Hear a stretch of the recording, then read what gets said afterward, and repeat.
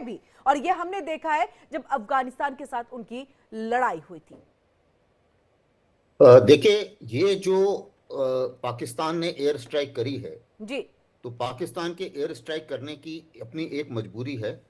और उस मजबूरी में सबसे बड़ी चीज ये है कि अगर आप पिछले साल देखें तो 1566 टेरर अटैक हुए हैं पाकिस्तान के अंदर, हम्म। जिसमें तकरीबन 924 लोगों की जान गई है और 341 टेररिस्ट पाकिस्तानी आर्मी ने मारे। टीटीपी ने कभी भी पाकिस्तान की ड्यूरेंट लाइन को नहीं माना, और टीटीपी ये समझती है कि पाकिस्तान ने जो फेंसिंग लगाई है ड्यूरेंट लाइन में, उसने जो पश्तून का इलाका है हम्म। उसको दो हिस्सों में बांट दिया। और क्योंकि और ये बात तालिबान भी भली भांति समझता है। अब जैसा कि आपने सुना होगा, और ये कहावत भी है कि भाई अगर आप सांप पालते हैं तो कभी ना कभी आपको भी काटेंगे। जी। पाकिस्तान ने तालिबान की बहुत मदद की, उनको पाला, उनको सत्ता में बैठाया, अमरीकियों के खिलाफ उनको बचाया, और उसके बाद उनको लड़ाई के लिए उनको लड़ाई जितवाई एक तरीके से, ऐसा वो मानते हैं। हम्म। लेकिन कहने की बात यह है कि किसी भी हालत में जब आप ऐसे लोग, जब इस किस्म के ग्रुप को जब आप मदद करते हैं, हम्म। तो जाहिर है कि ग्रुप आपकी तरफ भी पलट सकता है। और पलटने का कारण है कि अफगानिस्तान की हिस्ट्री में किसी ने भी ड्यूरेंट लाइन को नहीं माना। हम्म। पाकिस्तान की एक मिसकैलकुलेशन थी, वो ये सोच रहे थे कि अगर हम तालिबान को मदद करेंगे और तालिबान पावर में आ जाएगा तो शायद ये ड्यूरेंट लाइन मान जाएंगे, और हमें वो बोलते हैं कि जी हमें जगह ज्यादा मिल जाएगी कि इंडिया इंडिया के खिलाफ हम अंदर अफगानिस्तान की जंग में बैठ जाएंगे ना। ऐसा वो मानने के लिए तैयार नहीं है। दूसरी चीज तो ये एक मिस कैलकुलेशन थी कि वो शायद मान जाएंगे, वो मानने को सवाल ही पैदा नहीं होता कि वो तैयार हो जाए। दूसरी मिस कैलकुलेशन इनकी ये थी कि तालिबान से इन्होंने प्रॉमिस लिया था कि हम्म। जी मैं आपके पाकिस्तान के अंदर टेररिज्म की मदद नहीं करूंगा। अब देखिए, टेररिज्म को मदद करने वाला देश दूसरे टेररिस्ट से प्रॉमिस ले रहा है। हम्म। जब इन्होंने अपना प्रॉमिस कभी पूरा नहीं किया तो जाहिर है कि दूसरा क्यों पकड़ेगा। तो बिल्कुल। उसकी दूसरी मिसकैलकुलेशन ये थी कि वो समझते थे कि शायद टीटीपी और तालिबान ये अलग अलग हैं। ये अलग अलग नहीं है, ये एक ही हैं।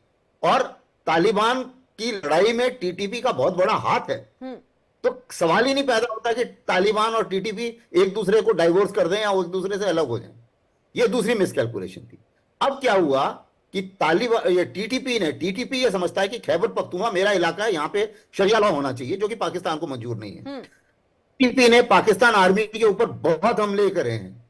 अब दूसरी मुसीबत पाकिस्तान की क्या है कि चीनी मारे गए हैं 23 वहां पर, जब से सीपीईसी की कार्रवाई शुरू हुई हम्म। है, चाइना पाकिस्तान इकोनॉमिक कॉरिडोर की।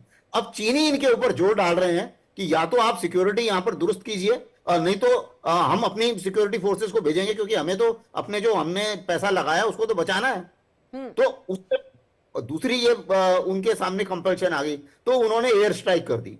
अब जैसा कि आपने बिल्कुल कमेंट्री में भी बिल्कुल सही कहा, तालिबान के लड़ाके ना तो इतने कमजोर हैं, और उन्होंने इतनी बड़ी बड़ी महाशक्तियों को जब एक तरीके से पछाड़ा है, जी। तो उसमें लेकिन एक प्रॉब्लम यह है तालिबान की कि उनके पास उतने एयर एसेट्स नहीं है। हम्म। तो एयर स्ट्राइक के मामले में तो पाकिस्तान का पलड़ा भारी है। हम्म। लेकिन तालिबान जब जवाब देगा तो वो जवाब एयर स्ट्राइक से नहीं देगा।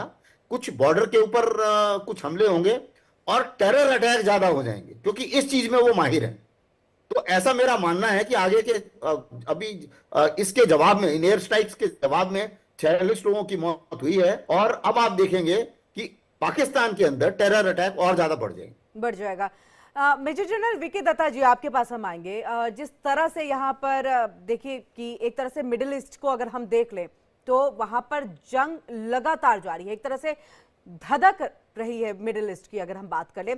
ऐसे में 15,000 से ज्यादा तालिबानी लड़ाकों का पाकिस्तान की तरफ रुक कर जाना, क्या आगे किसी जंग की तरफ इशारा कर रहा है कि अब जो ये जंग है वो जबरदस्त छिड़ने वाली है, खासतौर से इस एयर स्ट्राइक के बाद?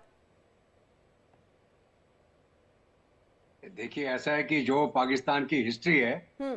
और जो पाकिस्तान खुद कठपुतली बन के अमेरिका के हाथों में जाने के बाद अमेरिकन की इन्होंने मदद करी सोवियत यूनियन को अफगानिस्तान के अंदर डिफीट करने के लिए। हम्म। और उसके अंदर उन्होंने जिस प्रकार से ये तालिबान को जन्म दिया किस प्रकार एक फंडामेंटलिस्ट इस्लामिक जो एक सोच थी उसको बढ़ावा दिया, मदरसों के अंदर से इनको पैदा करके एक जिहाद करने के लिए सोवियत यूनियन के खिलाफ खड़ा किया। और आपको मालूम है कि वो जंग के अंदर सोवियत यूनियन को फाइनली अफगानिस्तान छोड़ के जाना पड़ गया, और डायरेक्टली और इनडायरेक्टली वो अमेरिका की और पाकिस्तान की और तालिबान की एक जीत हो गई, जिसके अंदर की अल कायदा भी उसके अंदर जो उनका बहुत बड़ा योगदान था। तो अभी क्या है कि जो ये लड़ाके थे, अभी जब वो वहां पे 9/11 का हमला हुआ अमेरिका के अंदर, अमेरिका ने उसके रिटेलिएशन के अंदर इराक के ऊपर हमला कर दिया, और साथ साथ में अफगानिस्तान के ऊपर भी उन्होंने कार्रवाई चालू कर दी। और एक बार दोबारा पाकिस्तान की मदद लेके अमेरिका ने तालिबान को अफगानिस्तान के अंदर डिफीट करने की चेष्टा करी। अभी जो लड़ाके अमेरिका के लिए पाकिस्तान के बेस्ट पे सोवियत यूनियन के साथ लड़ रहे थे, वही लड़ाके अभी अमेरिकन और पाकिस्तानी जो उनको मदद कर रहे थे उनके खिलाफ हो गए। और बल्कि ये जो बोलते हैं मिस कैलकुलेशन, पाकिस्तान ये सोच रहा था कि जब अफगानिस्तान को आज़ादी मिल जाएगी और तालिबान वहाँ पावर में आ जाएगा, तो उसको एक स्ट्रेटेजिक डेप्थ मिल जाएगी भारत के खिलाफ, कि अफगानिस्तान भी हमारे पीछे है, तालिबान के लड़ाके भी हमारे पीछे हैं, और हम कश्मीर के ऊपर कब्जा कर पाएंगे।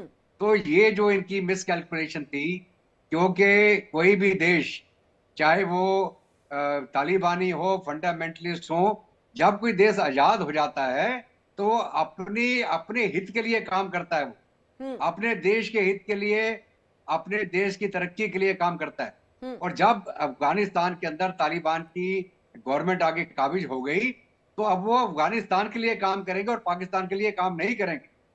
पाकिस्तान ने जो लगातार एक कोशिश करी थी कि शायद ये अब मेरे पिट्ठू बन जाएंगे, लेकिन वो नहीं बने। अफगान एक बहुत जिसको बोलते हैं फ्रीडम माइंडेड कौम है, वो किसी के गुलाम नहीं रहेंगे और ना आज तक रहे। वो पूरी अगर हिस्ट्री देखें आप, लगातार चाहे वो ब्रिटिश हो, चाहे उसके बाद सोवियत हो, चाहे जिसने भी वहां जाने की चेष्टा करी, वो हमेशा मार खा के वापस आया। अभी जहां तक टीटीपी का सवाल है, ये लोग भी वही लड़ाके थे जिन्होंने सोवियत यूनियन के खिलाफ जंग लड़ी और अमेरिका के खिलाफ भी इन्होंने लड़ी।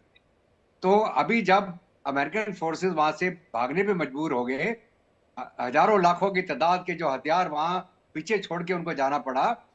हालांकि अफगानिस्तान के पास में एयर असेट्स नहीं है, लेकिन अफगानिस्तान के पास में ग्राउंड वॉरफेयर, गुरिल्ला वॉरफेयर और मोबाइल नॉन स्टैटिक वॉरफेयर, जिसको कहते हैं कि हम किसी बाउंड्री के ऊपर मोर्चे बना के नहीं लड़ेंगे। हम एक मोबाइल वॉरफेयर का मतलब है कि हम एक फ्लूइड सिचुएशन पैदा कर देंगे पाकिस्तान के अंदर, जहां पर आप अपने मोर्चे के ऊपर बैठे रहेंगे, हम आपके पीछे घुस जाएंगे और पीछे घुसने के बाद पाकिस्तानियों को मारेंगे आप। और यही अब पाकिस्तान के साथ होने वाला है। अगर 15,000 लड़ाके जो एक डिवीजन प्लस 10, अगर हम भारतीय फौज की बात करें, एक डिवीजन से ज्यादा की नफरी अफगान फोर्स की मीर अली बॉर्डर की तरफ जा रही है, खैबर पख्तूनख्वा की तरफ। और ये अब मान के चलें कि चाहे हवाई जहाज हो चाहे ना हो, वो पाकिस्तान को एक ऐसी जंग में इन्वॉल्व कर देंगे कि पाकिस्तान की आर्मी स्टैटिक डिफेंस नहीं कर पाएगी और उसकी एयर भी इतनी कामयाब नहीं होगी। जब एक गुत्तम गुत्ते की लड़ाई हो जाती है, आपको ये नहीं पता कि आपका लाइन कहाँ पे, आपकी फ्रंट लाइन कौन सी है, तो वहां पे आप एयर का पावर इस्तेमाल नहीं कर सकते हैं, आप आर्टिलरी भी इस्तेमाल नहीं कर सकते हैं तब। तो उस हालत में तालिबान और अफगान जो फोर्सेस हैं वो पाकिस्तान के ऊपर भारी पड़ जाएंगी। अब इसके साथ साथ में आप एक और बात देखिए, पाकिस्तान आज के दिन में भीख का कटोरा लेके दुनिया भर में घूम रहा है जी। इनके पास अपना कोई इकोनॉमी तो बची नहीं, ऊपर से इंटरनल स्ट्राइक चल रहा है लगातार। जो इन्होंने उसको इमरान खान को बंद करके रखा है, उसके जितने पीटीआई के फॉलोअर हैं उन्होंने एजिटेशन शुरू कर रखी है।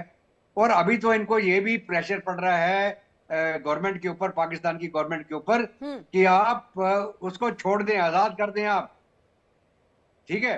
अब ये इसका बयान भी आया है जो प्रधानमंत्री हैं पाकिस्तान के, कि देश को बचाने के लिए और आगे मिलके काम करने के लिए हमको अगर ये करना पड़ेगा तो हम शायद करेंगे जी। तो पाकिस्तान की फौज जो वह प्रॉक्सी पाकिस्तान के ऊपर हुकूमत चला रही थी, उनके मुंह के ऊपर एक बड़ा तमांचा है जी। उनकी, ठीक। जो वो एक मुल्क को इस्तेमाल कर रहे थे अपनी ताकत के लिए, अपने फायदे के लिए। और वही कहावत जो मैं दोबारा रिपीट करूंगा कि Nations have आर्मीज and Pakistan आर्मीज got a nation.